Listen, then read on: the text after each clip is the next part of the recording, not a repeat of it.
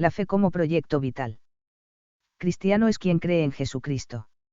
La fe, que brota en el encuentro personal con Dios, ofrece al creyente una nueva panorámica de su vida y le mueve a realizar una tarea fundamental, seguir las huellas de su Señor. Aquí se manifiesta el carácter existencial y dinámico de la vida cristiana, que es diálogo e intimidad, correspondencia al amor y, al mismo tiempo, una gran aventura, la aventura de la fe. Creer en Dios significa estar dispuesto a esta aventura, caminar con Cristo hacia la casa del Padre. Y ejemplos extraordinarios de una vida de fe. La Biblia nos ofrece el ejemplo de dos personas extraordinarias que muestran cómo se puede avanzar, con la ayuda de Dios, en el camino de la fe.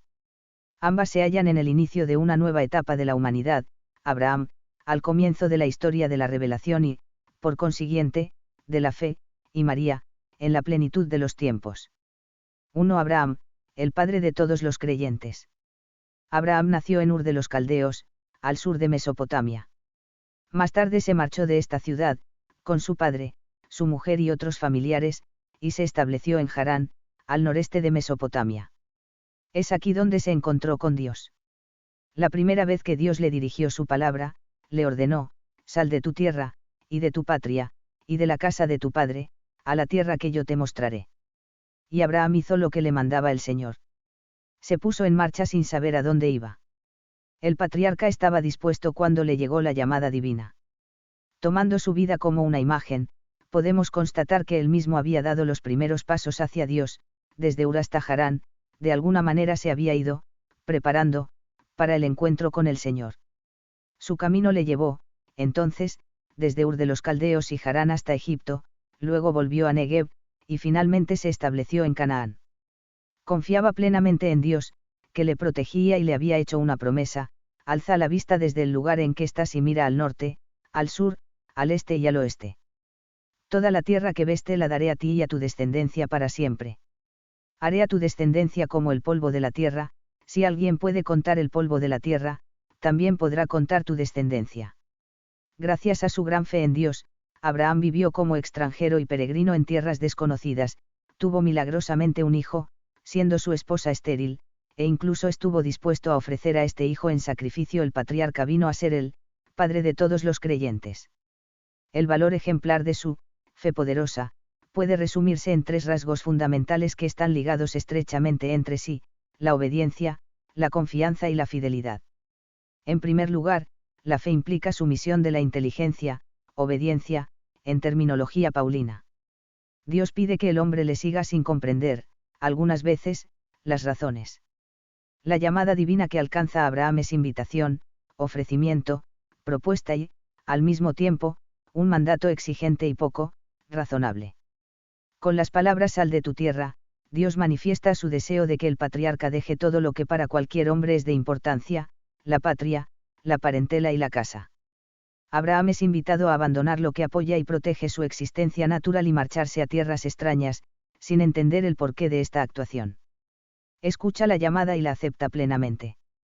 Con ello, lo arriesga todo, se queda sin hogar y marcha hacia un futuro incierto, guiado solo por la luz de su fe. La fe, ciertamente, es luz, pero se trata de una luz especial. En cuanto respuesta a la revelación del misterio de Dios, la luz de la fe incluye la claridad que proviene de la revelación y la oscuridad que caracteriza el misterio. Abraham no ve, se dirige hacia una tierra que no conoce. Sigue a Dios, tal como Él quiere y a donde Él ha determinado. Al someter el entendimiento, el patriarca no funda su existencia y futuro sobre sus propios criterios, sino sobre la palabra divina. La fe le lleva, en segundo lugar, a una actitud de íntimo abandono en Dios. Su oscuridad interior es superada por la confianza. Abraham puede acoger serenamente los proyectos más aventurados, porque sabe que algún día se cumplirá la promesa divina. Mira hacia una meta que está más allá de Canaán y del mundo temporal: espera, la ciudad fundada sobre cimientos, cuyo arquitecto y constructor es Dios. Esta confianza plena lleva, en tercer lugar, a la fidelidad. Abraham sigue con firmeza, estabilidad y perseverancia las indicaciones divinas, incluso en el momento de la prueba más tremenda de su vida, que pone en juego su amor paterno, cuando Dios le manda que sacrifique a Isaac, al hijo que le ha nacido según la promesa. El patriarca se dispone a hacerlo realmente. Se mantiene fiel porque sabe, por experiencia propia, que Dios es infinitamente bueno y omnipotente. El que ha dado vida a Isaac, haciendo que naciera de una madre estéril y un padre anciano, puede hacer cualquier otra cosa, puede hacer lo que parece imposible a los hombres, puede devolver la vida a Isaac. Pensaba, en efecto, que Dios es poderoso incluso para resucitar de entre los muertos. Abraham cuenta con la fidelidad incondicional de Dios a su alianza.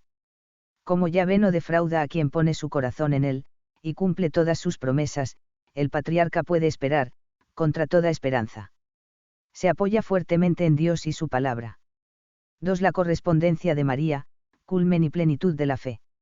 A la plenitud de la revelación, que se alcanza en Cristo, corresponde también una plenitud en la respuesta de la fe.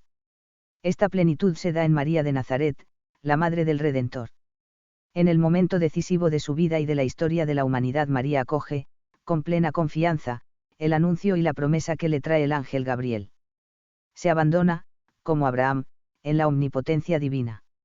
El fiat de María al ángel es su amén a la revelación, a la invitación que personalmente se le ha dirigido, al mismo tiempo es amén al proyecto que Dios ha dispuesto para la salvación de su pueblo. María vive constantemente disponible para realizar los planes divinos. Su respuesta confiada no se limita al momento de la anunciación, tras haber acogido a Jesús, deja que su Hijo configure su vida, sus pensamientos y sentimientos. Le acompaña fielmente durante toda su existencia terrena y hasta la última prueba, cuando Cristo muere en la cruz. María hace lo que Dios le pide. Su fe no vacila, ni siquiera en la mayor oscuridad.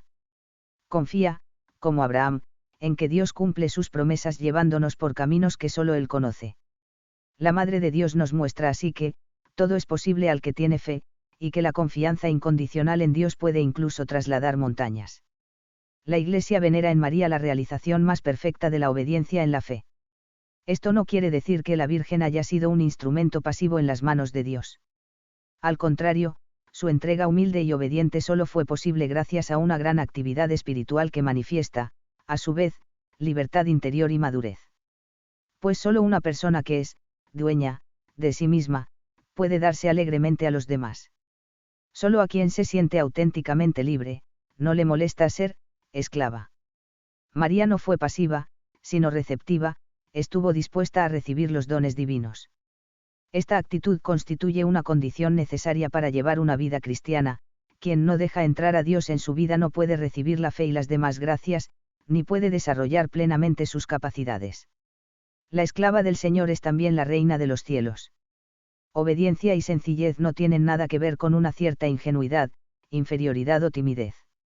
El Papa Pablo VI resaltó hace unas décadas que María era, una mujer fuerte que conocía pobreza y sufrimiento, huida y exilio. No vaciló en cantar con audacia que Dios viene en ayuda de los humildes y oprimidos, y derroca a los poderosos de su trono. María, en efecto, revolucionó el orden establecido y colaboró poderosamente en nuestra liberación. Pero la revolución, iniciada a través de ella, no forma parte de un concepto político, como se ha querido interpretar a veces.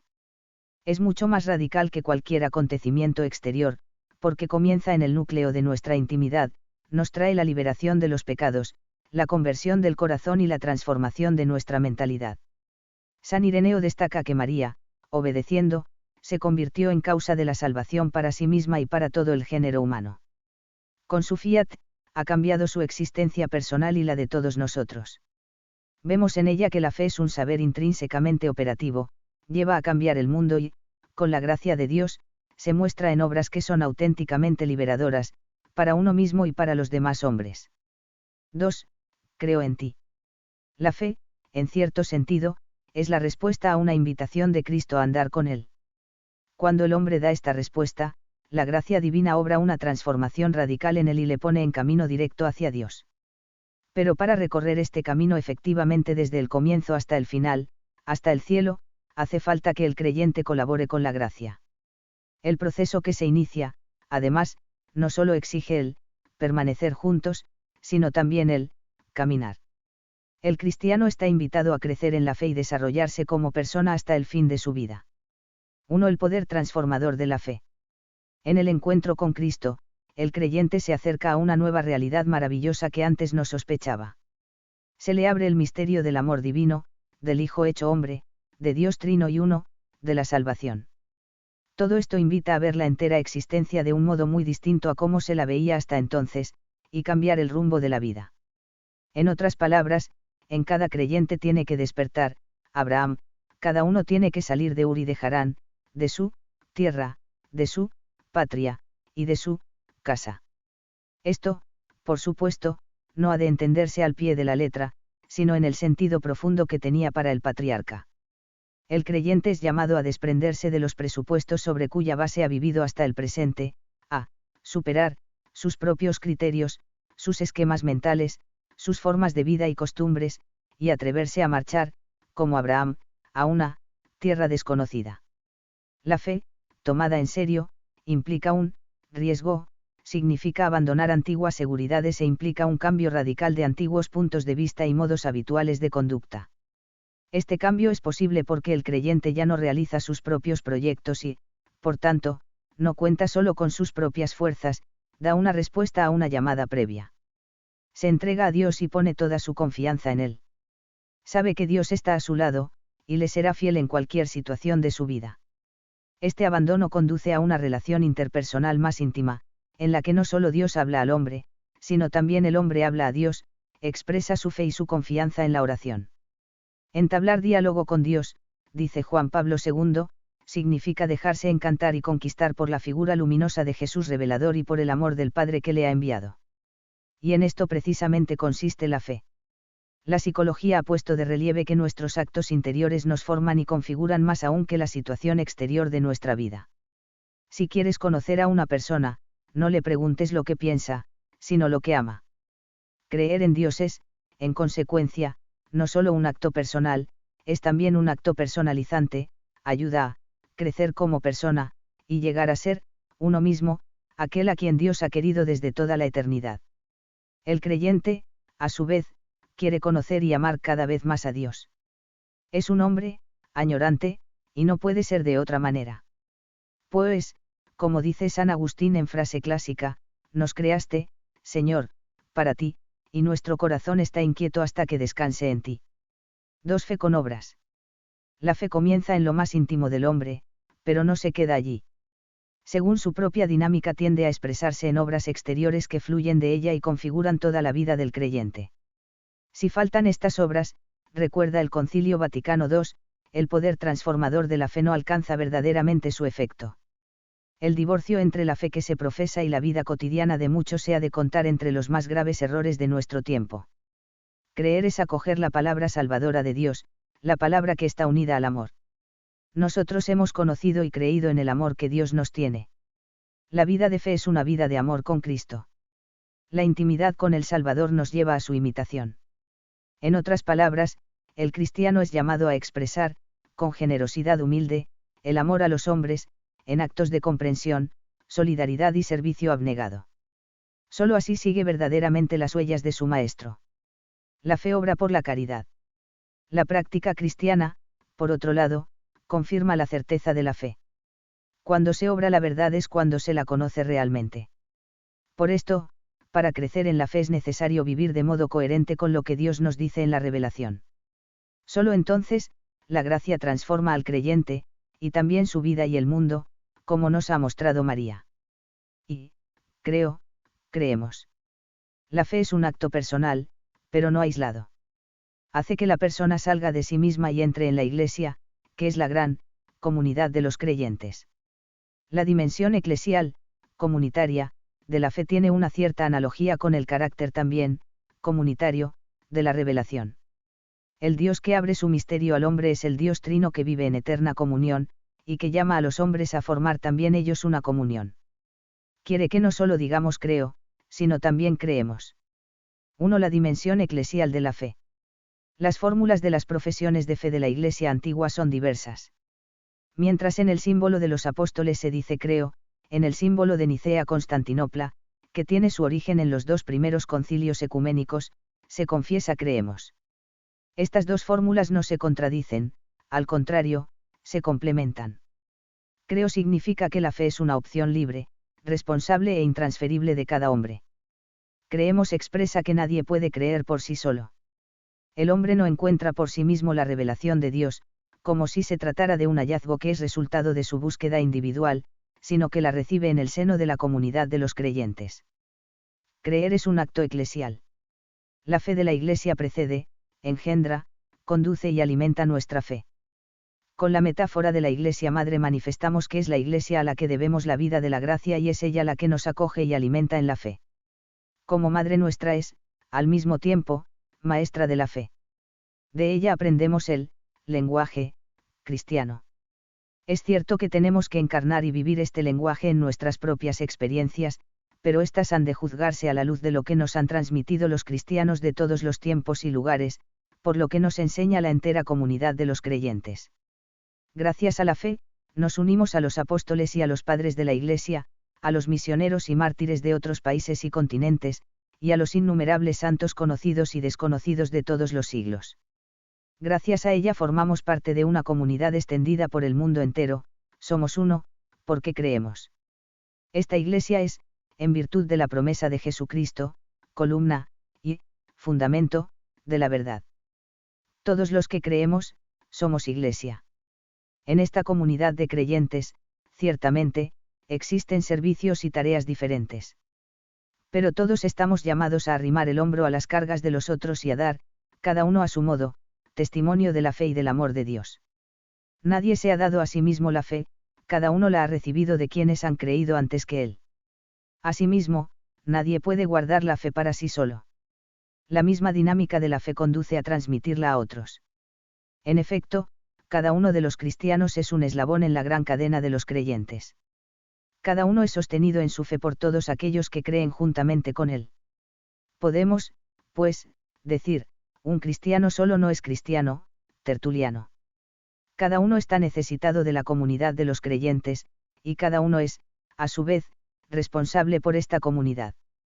2. El testimonio de la vida. En la entraña más profunda del mensaje cristiano, se encuentra la llamada a extender el Evangelio a todos los hombres. Esta llamada no se añade a la invitación dirigida a cada creyente para identificarse con Cristo, sino que la concreta. Jesucristo ha venido al mundo para nosotros, para salvar a toda la humanidad, y una persona que sigue sus huellas, es alguien que quiere colaborar con él en la obra de la salvación. No hay alma que no interese a Cristo. Cada una de ellas le ha costado el precio de su sangre. Cada cristiano es llamado a ser testigo del amor y de la misericordia de Dios y a entregar su vida, generosamente, en servicio a los demás. Su modelo es Cristo, que nos ha revelado el misterio divino más profundo. Dios es aquel que se da por completo, aquel que se entrega sin reservas ni medidas, hasta el fin. E invita a sus amigos a hacer lo mismo. Les llama, uno por uno, a dar a conocer el amor que ha aparecido sobre la tierra, y ser testigos, hasta el final, hasta el martirio si fuera preciso. En el seguimiento de Cristo no cabe, pues, él, hasta cierto punto. Quien da una respuesta a un amor incondicional, no puede poner límites. Al vivir su fe, el cristiano no solo construye su propia existencia sino que, al mismo tiempo, edifica la comunidad de los creyentes. Ya hemos considerado que la Iglesia está impregnada tanto de las obras de caridad y de amor, como de los actos de desamor, orgullo y egoísmo que realizan sus miembros a lo largo de los siglos. A veces se la ha comparado a una barca sacudida por el oleaje y los vendavales de la historia. Sin embargo, los defectos de los cristianos, aunque sean muchos, nunca podrán provocar el hundimiento de la barca, ya que, por encima de lo negativo está la promesa de la nueva alianza. Dios estará siempre con su pueblo. En esa barca es Jesucristo quien lleva el timón, y nos conduce a todos al puerto seguro de la nueva vida, a la patria celestial.